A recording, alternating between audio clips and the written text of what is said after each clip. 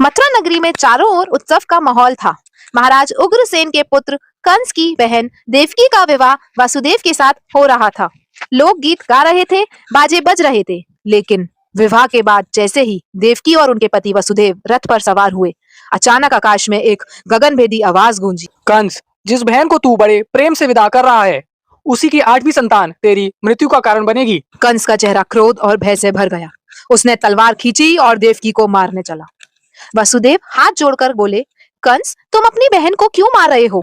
हम तुम्हें हमारी हर संतान सौंप देंगे, लेकिन इस समय हमें छोड़ दो। कंस ने शर्त मान ली, पर उन्हें कारागार में बंद कर दिया। कारागार में बंदी जीवन वर्ष बीतते गए।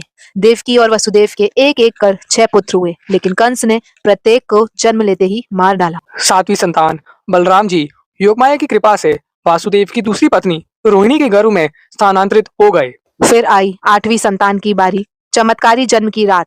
आकाश में बादल गरज रहे थे, यमुना की लहरें तेज हो रही थी और मथुरा कारागार में एक अद्भुत प्रकाश फैल गया। कृष्ण पक्ष भादौ की अष्टमी की थी नंद यारी, जेल की मथुरा में जन्मे मनमोहन कृष्ण मुरारी। देवकी जी ने एक दिव्य शिशु को जन्म दिया। नीलवन कमल जैसी आंखें, सिर पर मोर पंख और 4 भुजाएं जिनमें शंख चक्र गदा पद्म सुशोभित थे। श्री कृष्ण बोले, माँ, मैं तुम्हारा पुत्र कृष्ण हूँ। अब तुम मुझे गोकुल में नंद यशोदा को सौंप दो। फिर भगवान श्री कृष्ण जी ने शिशु रूप धारण कर लिया। वासुदेव जी ने देखा कि कारागार के द्वार अपने आप खुल गए। पहरेदार गहरी नींद में सो गए। वह टोकरी में कृष्ण जी को रखकर यमुना नदी की ओर बढ़े। आधी रात का समय, तेज बारिश और यमुना का उफान। लेकिन जब वासुदेव ने यमुना में कदम रखा, तब यमुना ने एक बड़ी लहर ली, लेकिन श्री कृष्ण जी ने अपने चरण आगे कर दिए। यमुना जी ने उनके चरण स्पर्श करके शांत अपने आप को कर लिया। और फिर शेषनाग जी ने अपना फन फैलाया और श्री कृष्ण जी और वासुदेव जी को वर्षा से बचा लिया। गोकुल पहुंचकर वासुदेव जी ने देखा कि नंद महाराज के घर में एक कन्या का जन्म हुआ है।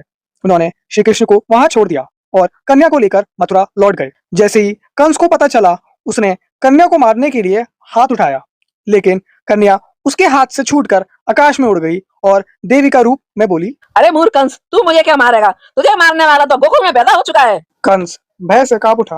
गोकुल में नंद यशोदा ने नन्हे कान्हा को गले लगाया। बांसुरी की मीठी धुन, गायों की घंटियों की टन टन और गोकुल वासियों की हंसी के बीच श्री कृष्ण जी के बाल लीला का आरंभ हुआ। इसलिए हर वर्ष भादो की कृष्ण पक्ष अष्टमी को हम जन्माष्टमी बनाते हैं।